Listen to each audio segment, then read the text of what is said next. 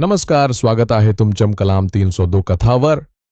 आज आम्ही तुमच्यासाठी घेऊन आलो आहोत एक थरारक मराठी क्राईम स्टोरी, जी पुणे जिल्ह्यातील एका गावात घडली.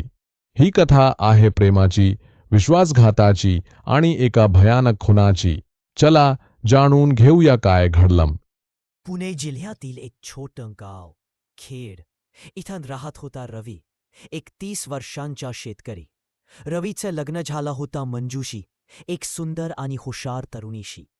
मंजू दिसायला आकर्षक होती आणि गावात तिच्या सौंदर्याची चर्चा होती. रवीवर तिचं खूप प्रेम होतं, पण मंजूला गावचं साधं आयुष्य कंटाळवाणं वाटायला लागला. एकदा गावात मेळाव्यात मंजूची ओळख झाली राहुल नावाच्या तरुणीशी.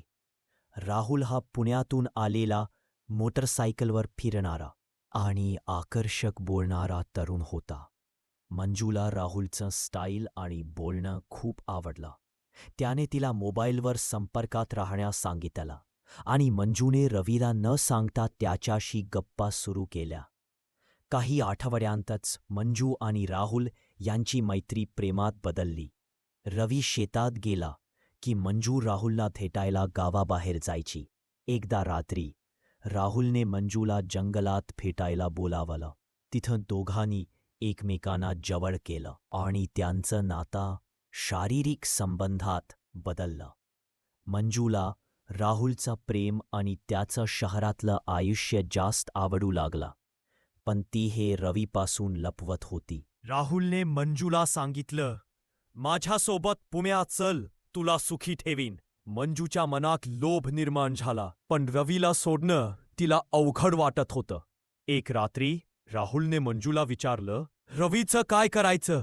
मंजूने हसत सांगितलं, तो माझ्या मार्गात येऊ नये म्हणून काहीतरी करावं लागेल. दोघांनी एक भयानक योजना आखली. एक दिवस रवी शेतातून घरी आला तेव्हा मंजूने त्याला जेवणात झोपेच्या गोळ्या मिसळल्या.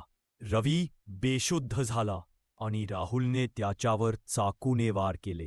मंजूने शेजाऱ्यांना सांगितलं, रवीवर कोणीतरी हल्ला केला. पोलिसांनी तपास सुरू केला, पण पुराव्याअभावी प्रकरण थंडावलं. मंजू आणि राहुल आता पुण्यात जाण्याच्या तयारीत होते, पण राहुलला आता मंजू नकोशी वाटू लागली.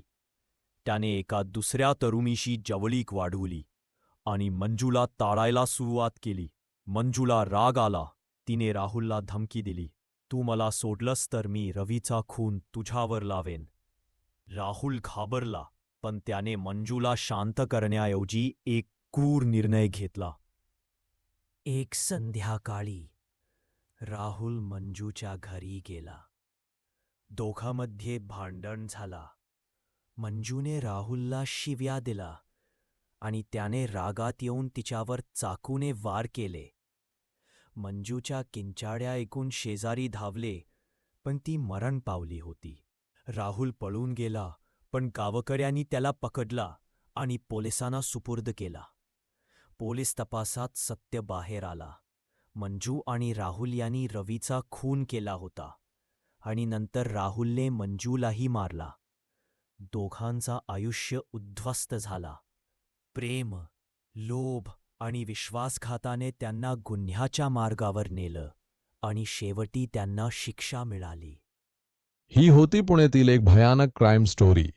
प्रेमातला विश्वासघात आणि लोभ कधीच सुख देत नाही, हे या कथेतून कळतं. अशा थरारक कथा रोज ऐकण्यासाठी कलाम 302 कथाला सबस्क्राईब करा आणि तुमच्या प्रतिक्रिया कमेंट बॉक्समध्ये कळवा. उद्या पुन्हा भेटू एका नवीन रहस्यमय कथेसह.